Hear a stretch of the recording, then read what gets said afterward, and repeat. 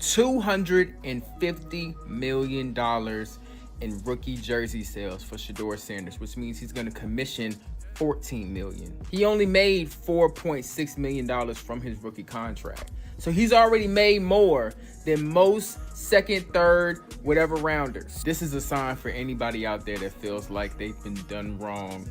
You are always going to end up on the... I told you that a rookie just landed a jersey deal so massive it made NFL owners sweat through their yacht suits. That's exactly what happened when Shedeur Sanders pulled off a $250 million prime equity power move that completely broke the matrix. Now, billionaires across the league are panicking like it's Black Monday. Forget touchdowns. This kid isn't just playing the game, he's rewriting the business model.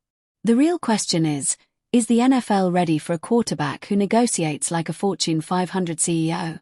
Buckle up, because this isn't just a deal, it's a takeover. Best-selling jersey in his draft class. So what do you guys think about that? Shedeur Sanders is going to be one of the richest quarterbacks ever. Prime equity from $250 million earned from his jersey sale. A lot of y'all said owners were busy minding their own billionaire business, sipping overpriced wine and lounging on yachts shaped like their egos, when suddenly a 21-year-old quarterback detonated a $250 million financial nuke right in the middle of their carefully built merch empire. Chaos erupted. Panic followed. And somewhere in the madness, someone yelled, "Get Jerry Jones on the line." Shedeur Sanders, pick number 144, is now the best-selling jersey of the draft class. No, and this is why he's going to be a Cleveland Brown. I think he's going to be on the roster no matter what. Because at the end of the day, I do think he has a safe floor at quarterback, but those type of things, moving the needle, moving dollars around and being relevant as a franchise, that's what you want as an owner. Well, just pulled off the business equivalent of stiff-arming the entire NFL ownership club, and he did it while rocking a velvet robe and shades. But this time, it wasn't about touchdowns. He didn't cash in through salary, bonuses, or performance incentives that pay you $50,000 for blinking 3 times on 3rd and long. Instead, Shedeur played a smarter game. He secured equity, real ownership, in his own jersey line. That means he controls the nameplate, the stitching, the logo placement, everything. Changed man now. He got bankroll. Baby. It was cool being able to see him. Being on the stage, being able to take a picture, because it started in Jackson State. And just an idea, just a thought. It was just cool to see me and Travis, actually have NFL jerseys. They say you were trying to steal your jersey, though. I seen a video. Oh, when I was trying to steal my jersey? Yeah. I took the jersey. I didn't think it was a problem. Time someone buys a Shedeur Sanders jersey, the money doesn't just disappear into the NFL's black hole of revenue-sharing spreadsheets. It goes straight to him. Meanwhile, other NFL players are waking up, rubbing their eyes, and asking, wait, we can do that? Because up until now, they've been stuck collecting crumbs from the merchandising buffet while the league walked away with the full-course meal. Interview 5. Working, minding his business, driving the speed limit hopefully, and doing everything he needs to do to prepare for this upcoming season. And the people have decided that he deserves to be on top. If public opinion is everything, this just told you everything that you need to know. Because the NFL... Players get a slice, a tiny, Costco sample-sized portion, of jersey revenue after the league, the team, the sponsors, and 7 layers of middlemen take their cut. It's the financial equivalent of watching your grandma bake cookies and only being allowed to smell them. But Shedeur Sanders flipped the script. He broke the vending machine and took the whole rack. Instead of signing away his rights for a one-time payout, he said, actually, I'll take lifetime royalties and a seat at the board meeting. Thanks. That's when NFL owners started sweating, because Shedeur didn't just make a deal, he created a blueprint. A player-first, league-defying, lawyer-up kind of blueprint. Now, every college superstar with a decent Instagram following is looking at this move and realizing, oh, it's possible. Suddenly, rookies aren't just talking about 40-yard dash times. They're thinking about $250 million contracts, parking lots, punters, and yachts named after third wives. What really shook the establishment wasn't the number. It was the structure, equity, ownership, and the sacred turf of the NFL's financial oligarchy. The jersey sales, most popular rookie jersey since his pops, Coach Prime. Deion Prime Sanders, $15 million or so in commission from them jersey sales. This is a perfect example of what's for you is for you, and they can't take it away. He's still gonna make the Browns. He's still gonna end up being a starter. He's still gonna end up getting a huge contract in a few years. But he already making more money than some of the dudes that's been in. Because if Shader owns his jersey rights now, what happens when other players start demanding equity in their own name, image, and likeness after getting drafted? What happens when they refuse to sign their souls over to the NFL's merch machine? What happens when that machine finally breaks down and players start printing their own t-shirts on Shopify, making more in a week than the league pays them in a season?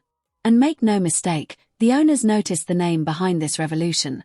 *** prime equity ***, as in Coach Prime, as in Deion Sanders, the man who turned Colorado into the epicenter of hype, media, and controlled chaos in a single season. This wasn't just a business move. It was a *prime time production. Shader didn't stumble into this deal, it was taught, planned, engineered. He didn't walk into the draft with wide eyes and a nervous handshake. He walked in like a man closing a real estate deal. You could practically hear the owners whispering, "Wait, is he wearing cufflinks with his own logo on them?"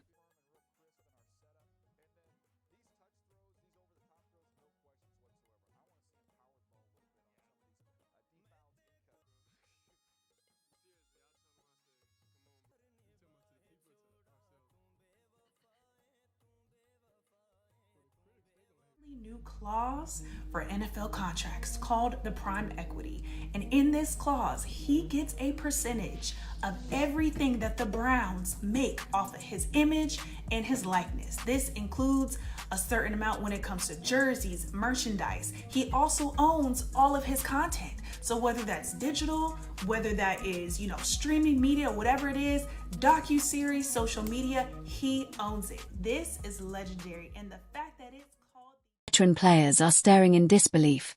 How did this kid skip rookie hazing and jump straight to executive privileges? Maybe it's because Shader Sanders was never interested in the old-school hierarchy. He wasn't waiting in line to be accepted into the system. He brought his own system with him. And now, the fallout has begun. Emergency meetings are being called, and lawyers are frantically Googling, "Can we stop players from owning their own names?" A few executives reportedly had to be talked down from the ledge of their luxury suites. They were ready for young talent, but not for young tycoons. The old guard is terrified because they know what's coming next. Rookies are watching. High school phenoms are watching. Every blue-chip athlete who ever thought they had to give up control just to wear a jersey is now rethinking everything. Shader proved you can be both the talent and the boss. Suddenly, agents aren't just pitching signing bonuses anymore. When college athletes first started cashing in, the floodgates cracked open, but what Shader did was kick them clean off the hinges. He didn't just sign a deal, he rewrote the expectation. History with the #1 selling jersey for a 5th round draft pick. Shedeur, we're doing it for Shedeur Sanders, guys, because what happened to him was not cool, so we are going to support Shedeur in his career in the NFL. His jersey sold more jerseys than any of the other draft picks. I am being told this. My sports peeps are telling me he's setting records already. Do you guys think he will be a star? Now, deals were just deals, endorsements, sponsorships, social media promos. But this is ownership. This is long-term, generational wealth. This is my great-grandkids are eating because I wore that number. And what happens when other stars start catching on? What happens when the next 5-star quarterback says, "Actually, I'm bringing my own apparel line with me"? What happens when Travis Hunter says, "I want a piece of every highlight clip you use on Sunday Night Football"? What happens when athletes stop asking for permission and start acting like partners? Because let's be honest, they've always been the product. The league has been selling them like action figures with shoulder pads for decades. The only difference now is that the action figures are asking for royalties. And if that's not terrifying enough for the old guard, this new wave of athletes is articulate, media savvy, and brand literate. They're not mumbling through interviews and hoping for endorsements. They're building ecosystems. The NFL used to own the narrative, but Shader owns the lens, the MIC, the platform, and the highlight reel. And when you break it down by the numbers, the old system looks laughable. The average jersey sells for about $130, and after the league and everyone else takes their share, roughly 80%, the player might walk away with $10. Directly from Cute. Shedeur Sanders after the NFL made him drop out of the first round. People are saying that any merch that Shedeur drops, we are buying from him. We are not buying any jersey with his name on the back. Anything Shedeur drops, we're buying it from him. If the Browns come to a city near you and you want to support him, go shop on his website. And I get it, they want to support Shedeur because he dropped so far. They thought he was going to go in the first round, but Shedeur is charged. Flip that. Shedeur keeps 60%, maybe 70%, or even more, and he doesn't have to wait for fans to buy from stadium shops. His jerseys drop online like sneaker launches, complete with countdown timers and limited editions that sell out in 10 minutes. He's not just monetizing his brand, he's turning it into a movement.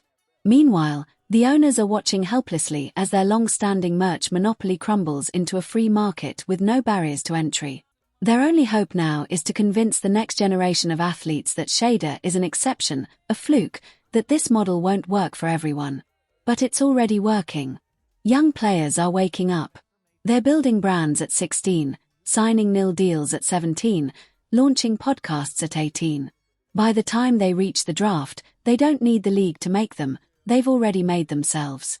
And they're taking notes, because nothing hits harder than seeing someone who looks like you, talks like you, and plays like you pull off a business coup so big it sends billionaires into DEFCON 1. Crazy, huh? Ain't this about a you already know? Look at this. They already trying to play Shedeur, a projected second pick, not a second round, projected second pick, number 2 overall. And look at this. Who got the top jersey sales of all rookies? And guess what his commission is? Allegedly, his commission is about $14 million. Now, this is 2 times his contract. Here's the kicker. Shedeur is just getting started. This isn't even his peak. He hasn't taken a single snap in the NFL, hasn't thrown a pass under those bright lights, and yet he's already redefined what a rookie can demand. Now imagine what happens if he actually performs, if he's not just a brand but an elite quarterback. What do you do when the business model and the box score belong to the same guy? The owners know exactly what that means. Leverage. Unstoppable, untouchable leverage. The kind you can't fine, can't bench, and can't discipline for conduct detrimental to the team, because you can't punish someone who doesn't need you. Shedeur is playing an entirely different game, and his scoreboard isn't measured in yards or touchdowns, it's in shares, royalties, and market dominance. And suddenly, the rest of the rookie class is sweating harder than a third-string quarterback at training camp. Because Shedeur didn't just sign a contract, he signed a revolution. The moment that $250 million jersey equity bomb dropped, every top prospect from Arch Manning to Travis Hunter stopped practicing for a second and started calling their marketing teams. The message was clear. Build your brand first, get drafted second. Forget waiting for a shoe deal or a Gatorade ad. These players want ownership in the product before they even lace up their cleats. Was able to create, this life, this brand for his family. He passed the baton to his sons, his nephews, his daughters, etc., and they were able to carry on with their own personal brands and their own personalities. I know a lot of us were upset about how the draft took place, but he was playing chess, not checkers, and took a page out of Prime's book, and I love that they called it Prime. I just love that.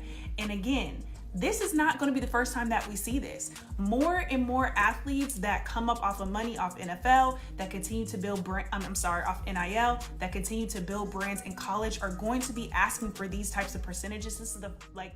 They just rewrote the rookie handbook, shredded the agent playbook, and torched the old wait your turn mantra, using a cigar rolled from endorsement cash. Now, every blue chip recruit is sitting in media training whispering, "How do I do what he just did?" They're no longer asking which team they'll play for, they're asking if that team will respect their portfolio. The ripple effects are nuclear. Agents are staring at contracts like, wait, we don't get a cut of the NFT merch line. NFL front offices are bracing for impact as a new generation of rookies prepares to walk in not just with highlight reels, but with LLCs, licensing attorneys, and TikTok empires. These kids aren't just athletes, They're brands with lawyers, logos, and launch strategies. The Rookie Symposium might need to add sessions on stock dilution and digital wallet security. And now, the league is in full-blown panic mode. Should they tighten rookie deal regulations? Slip in clauses to block equity demands?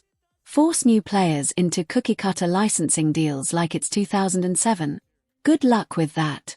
The old-school representatives who used to stroll into war rooms flashing their Rolodex now have to compete with 21-year-olds showing up in custom suits made from jersey fabric, with CEO embroidered on the sleeve. Personal website where he sells clothing from. Now, from that $250 million, he'll probably make anywhere between $5 to $14 million. That's more than his NFL contract is. Interview 12. Brands are shaking, too. Some are running toward the chaos like moths to a flaming TikTok reel, while others are ghosting emails like it's a bad breakup. Because if every rookie now wants creative control, personal licensing rights, and equity, that old, safe endorsement model suddenly looks like a rotary phone in the age of iPhones. And the fans? They're in for a wild ride. On one hand, they'll get better merch, direct drops, and a level of transparency the league never wanted them to see. On the other hand, team loyalty is about to get messier than a soap opera love triangle. Are you supporting the team, or your favorite player's independent merch empire? Let's be real, this wasn't just a jersey deal. This was Shader dropping a 70-yard dime on the entire NFL ecosystem, a message to every athlete. You don't need to wait your turn to be a boss. And to top it off, they branded it like a tech startup, the kind of name that sounds like it could buy out your favorite coffee chain and turn it into a crypto hub. It's bold. It's cocky.